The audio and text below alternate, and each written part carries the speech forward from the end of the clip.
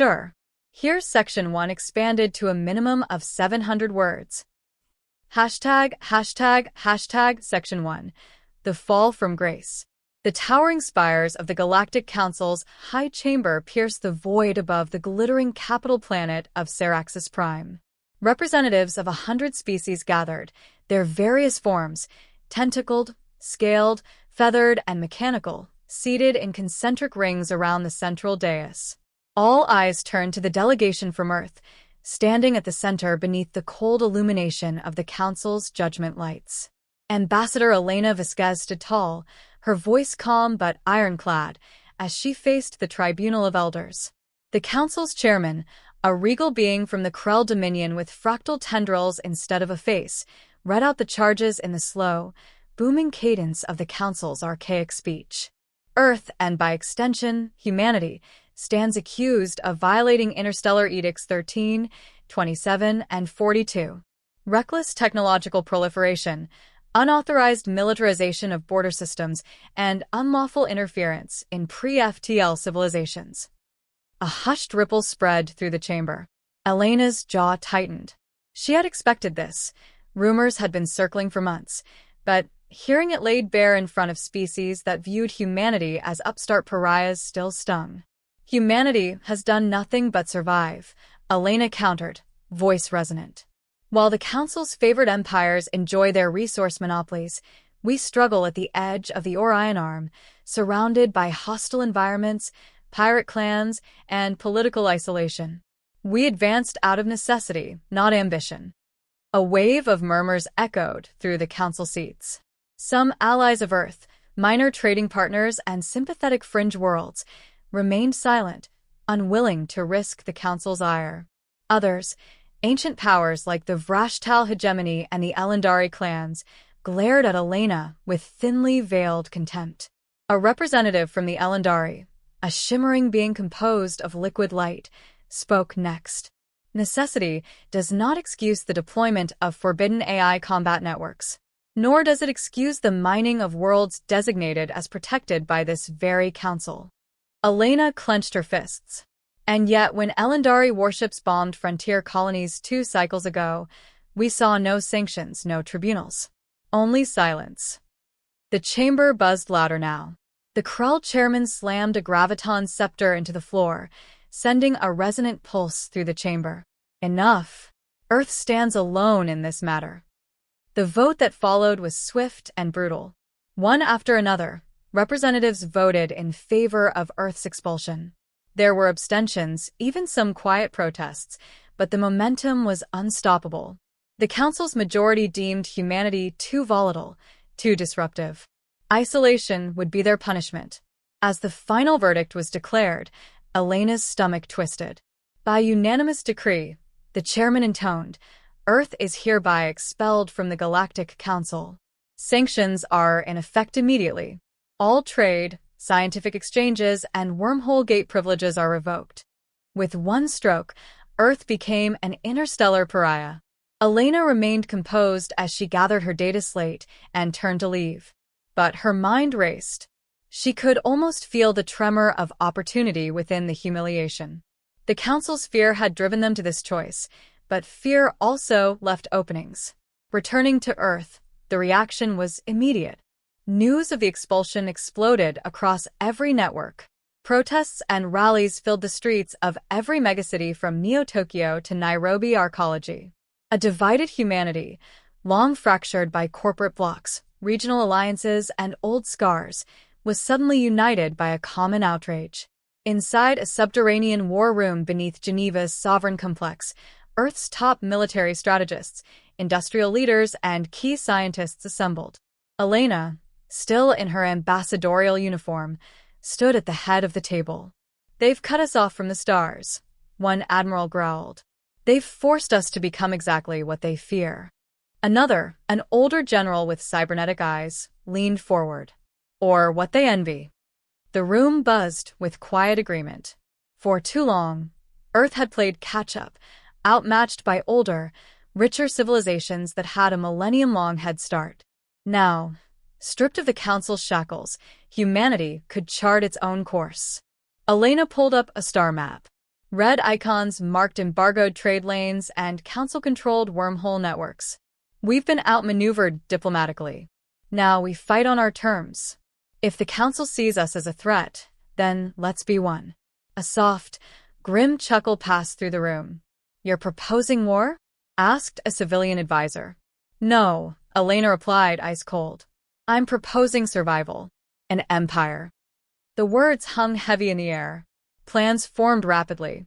The Directorate, an emergency alliance of Earth's major powers, was officially activated. No longer beholden to council decrees, humanity would consolidate power, harness its bleeding-edge technology, and build its own infrastructure. New wormhole gates, new fleets, new alliances. Elena's voice was calm but resolute. We will create something beyond the council. A force strong enough to ensure we are never cast out again. Earth will stand at the heart of a new empire. One forged by necessity. One free from their hypocrisy. Outside, Earth's skies filled with ships returning from foreign ports. Orbital factories flickered to life. Humanity, cast out into the dark, was already preparing to reshape the stars.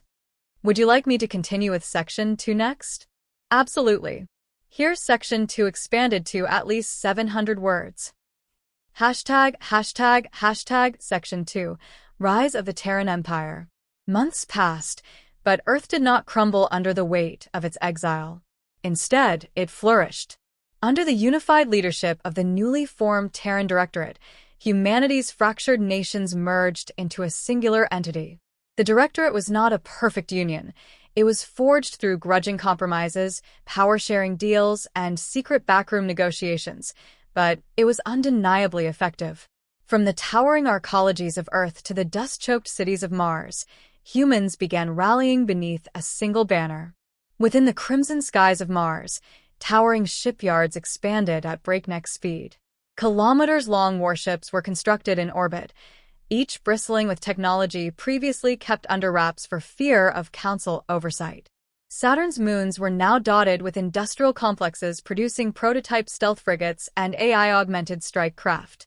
In the asteroid belt, mining conglomerates drilled into the metallic cores of planetoids, extracting rare elements that the Council had once forbidden humanity from exploiting.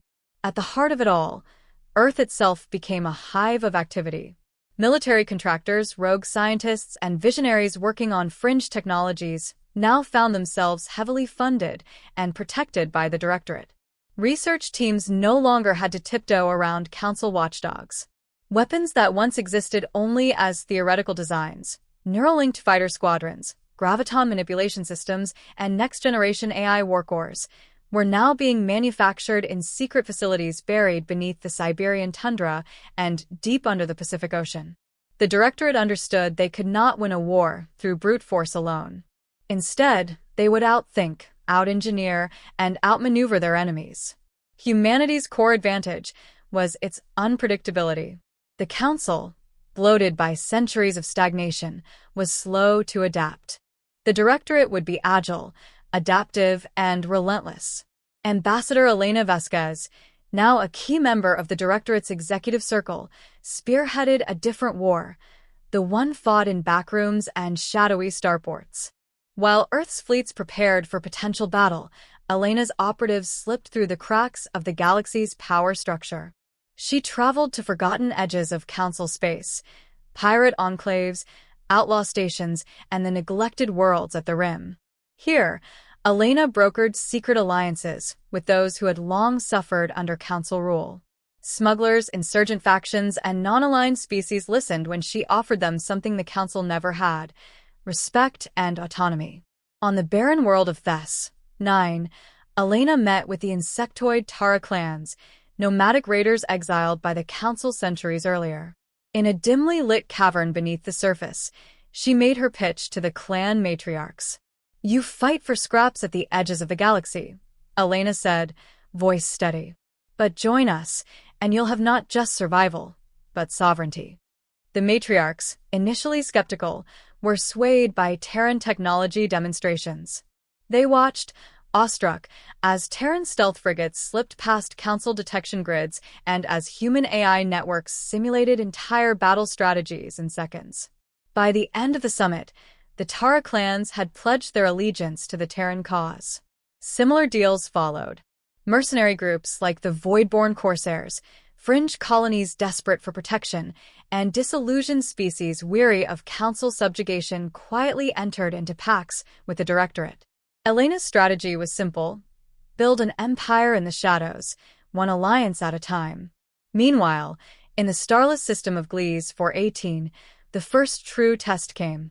A Council patrol fleet, led by the arrogant Elendari commander LTHSA Var, moved to blockade a critical Terran mining operation on the rogue planet of Adraxis. The Council believed Earth would back down, intimidated by the show of force. Instead, Elena and the Directorate authorized a response. A Terran fleet, smaller, but equipped with prototype stealth systems and AI-assisted targeting arrays, engaged the Council ships in the icy void. Terran warships emerged from behind asteroids, cloaked from sensors, striking like ghosts. AI warcores predicted enemy maneuvers and coordinated strikes in near real time, disabling the lead Elendari cruiser with precision railgun fire before it could raise shields. Instead of annihilation, the Terran fleet neutralized and boarded the enemy vessels, disabling them without major loss of life. The message was clear: humanity was no longer playing by Council rules. News of the engagement spread like wildfire across backchannels. Pirate kings and rebel governors whispered of Earth's audacity and strength. Fringe worlds long ignored by the Council began to see the Terran Directorate as a beacon, not a threat. Back on Earth, a shift rippled through the population. Terran propaganda flooded every screen and broadcast, presenting humanity not as aggressors, but as liberators. A rallying cry emerged, broadcast from towering hollow billboards in every megacity: no chains, no masters. Children in refugee settlements wore Terran Empire insignias stitched onto jackets. Engineers and dockworkers in orbital yards began chanting the slogan during their grueling shifts. On the streets, statues of old national heroes were reimagined with Terran banners in their hands. For the first time in centuries, humanity stood united, not just against a common enemy, but behind a shared dream. Elena watched the transformation with quiet resolve. The Directorate's empire was no longer a mere reaction to exile. It was becoming something more, a movement. Within the Directorate's inner sanctum, Earth's leaders reviewed intelligence reports with growing confidence. As new fleets rolled out of the Mars shipyards and covert alliances multiplied, the Directorate knew the Council would not sit idle. "We're ready for them," Elena said quietly, gazing at the stars beyond the window. "Let them come." Humanity was no longer just surviving. It was ascending. Would you like me to jump into Section 3? War on Two Fronts next? Of course. Here's Section 3 expanded to a minimum of 700 words. Hashtag Section 3. War on Two Fronts. The Council did not wait long to retaliate. Within months of Earth's defiance, fleets bearing the insignias of the Vrashtal hegemony and the Elendari clans descended on Terran-controlled space. Dozens of Terran-aligned outposts were blockaded, and key trade routes through the Perseus Arm were cut off. The Council had grown accustomed to squashing rebellious colonies with overwhelming force. They expected Earth to buckle under the combined economic and military pressure. They were wrong. The Directorate had prepared for this moment. The Terran Empire strategy was asymmetric. They had no illusions of matching the Council's sheer numbers, ship for ship. Instead, humanity weaponized creativity and desperation. In the icy debris fields of the Kuiper Belt, Terran forces lured a Council flotilla into an ambush. Swarms of AI-controlled drones, hidden within the frozen wreckage of old mining colonies, activated at once. The drones, armed with EMP warheads and graviton disruptors, disabled the Council's lead battleships before they could even return fire. Meanwhile, Terran stealth frigates emerged from nearby asteroid shadows to pick off isolated vessels, vanishing before retaliation could be mounted. On planetary surfaces, guerrilla tactics reigned. The Directorate trained civilian militias on Terran-aligned worlds in sabotage, subterfuge, and unconventional warfare. On the temperate world of New Thessalon, human and alien freedom fighters crippled the Council's war machine, destroying supply depots and communication hubs in coordinated strikes. The Council's high command, situated on Seraxis Prime, seethed. The ancient powers had grown soft, relying on predictable naval doctrine and slow-moving battle groups. The Terran Directorate, however, was agile, fighting in the gaps and exploiting every weakness. Yet while Terran forces gained momentum at the front, cracks began forming at home. Within the Directorate's political core, debates over the future of the Empire grew fierce. Elena Vasquez found herself caught between two camps, the pragmatists and the hardliners. The pragmatists, including Elena herself and several high-ranking admirals, advocated for measured expansion and selective diplomacy. They sought to liberate oppressed worlds and build a sustainable multi-species coalition that could stand against the Council for the long haul. The hardliners, however, led by General Armand Kessler, believed in striking the Council at its heart. Kessler and his allies viewed the Council not just as an obstacle, but as a decaying relic deserving total destruction. For them, the Directorate's endgame was the complete dismantling of the old galactic order, even if it meant becoming conquerors rather than liberators. In the war room beneath Mars' capital city, tensions boiled over. "We have the upper hand," Kessler barked, slamming his metal fist on the tactical display table. "Why hold back? Hit Seraxis Prime now, while their fleets are bogged down in skirmishes. Show them we're not just rebels, we're the new apex predators." Elena, arms crossed, stared him down.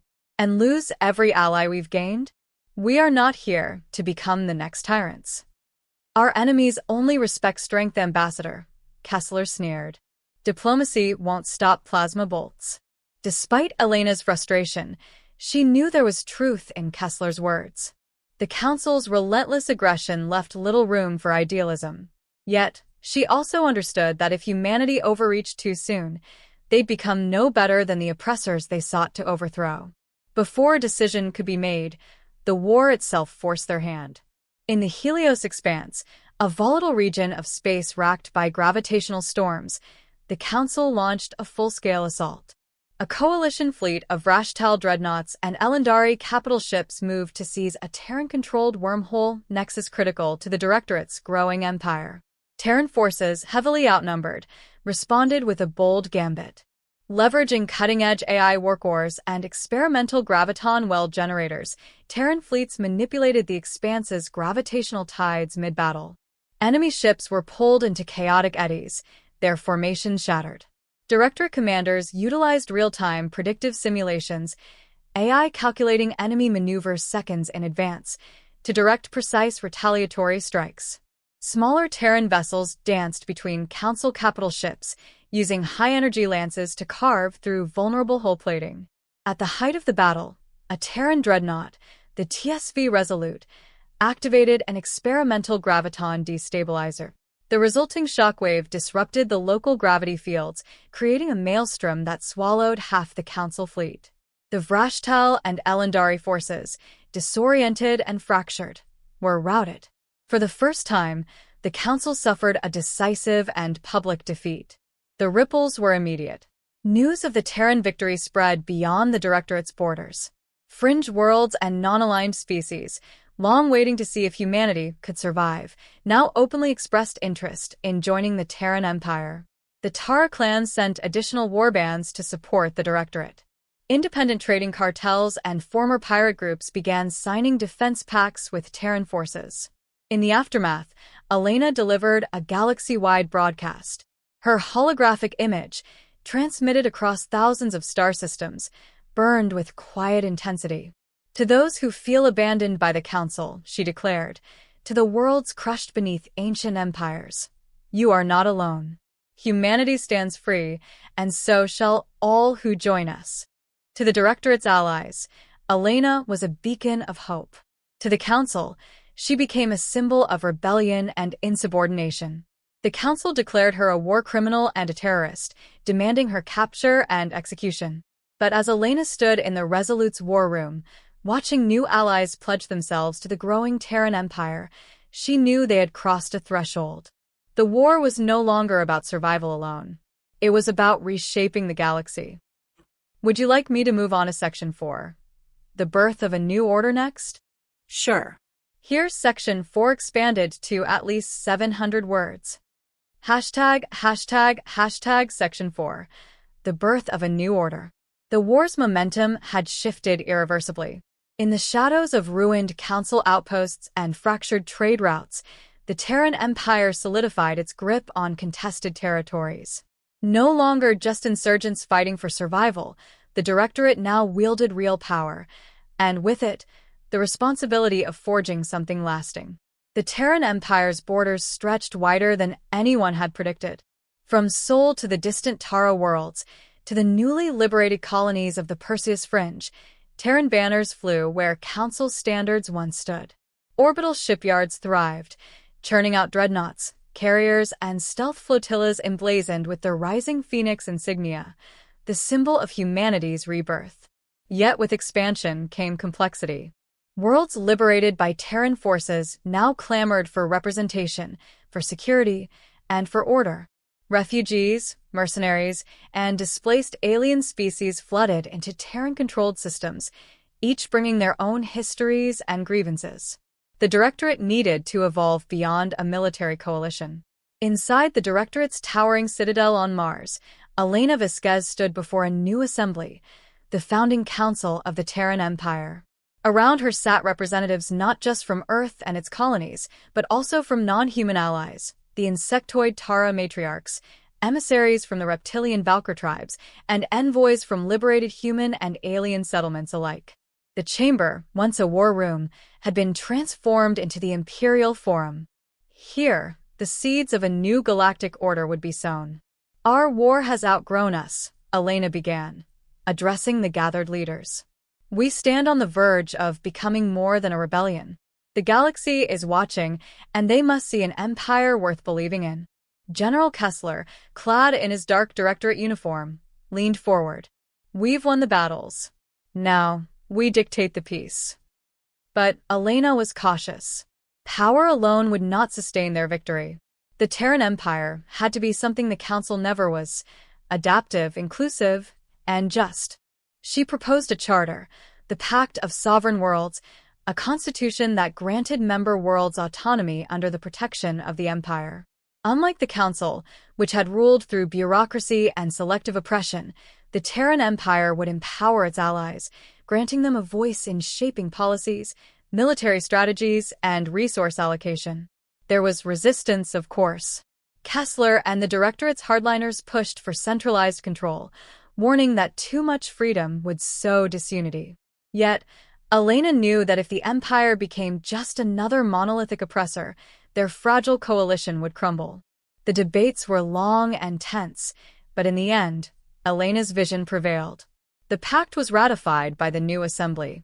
And so, the Terran Empire was officially born, not as a dictatorship, but as a union of free worlds, united under a banner of mutual defense, prosperity, and the shared dream of breaking the Council's grip on the galaxy. Soon after, changes rippled across Terran space. The Directorate's vast intelligence networks evolved into a transparent Imperial diplomatic corps, tasked with integrating new worlds and navigating disputes between species. The once purely human-led Directorate High Command diversified, with alien officers rising through the ranks of Terran military forces. The galaxy had never seen anything like it, an empire forged by necessity, tempered by pragmatism, and hardened by war, yet surprisingly cooperative in its governance. But peace remained fragile. The Council, though battered, had not fallen. Enraged by the Terran Empire's rise, the Council's inner circles began plotting a desperate counteroffensive. Rumors swirled of dark projects deep within Elendari space, classified programs resurrecting ancient bioweapons and forbidden AI systems long thought purged. Elena knew the Council's next strike would be unlike anything they'd faced before. In preparation, the Empire accelerated its innovation. Terran and alien scientists, working side by side, unlocked technologies that had once been impossible. The Empire's Navy integrated Valkyr adaptive shielding with human AI combat networks, while Tara graviton manipulation techniques were incorporated into Terran dreadnought designs. Even the cultural exchange flourished. Terran cities now featured Tara artisan districts, Valkyr ceremonial arenas, and hybrid educational institutions where human and alien youths learned the Empire's founding principles together. But as the Empire grew stronger, Elena could not ignore a lingering unease. Behind closed doors, whispers of dissent emerged. Fringe factions within the hardliner military circles whispered about humanity's destined supremacy, while certain alien clans expressed fears of becoming second-class citizens despite Elena's assurances. The ghost of conquest lingered at the edges of the Empire's idealism. Still, hope persisted. Elena stood on the observation deck of the TSV Sovereign, gazing out at a vast fleet assembled in Terran space. Around her, human and alien officers coordinated drills, preparing for what would inevitably come next. Kessler joined her, arms folded. "You've built something impressive," he admitted. "But when the Council's next attack comes, and it will, we'll have to show them we're not just dreamers." Elena nodded slowly. "We'll be ready. And we'll show them we're more than just rebels. We're the future." In the distance, the stars shone with renewed promise. The Terran Empire had been forged in exile and tempered in battle, but its greatest challenge lay ahead. For as the galaxy teetered between tyranny and freedom, humanity and its newfound allies stood ready to decide its fate, not with fear, but with resolve. The Terran Empire had risen, and it would not fall quietly. Would you like me to also help polish or expand on any specific section further, or perhaps draft an epilogue?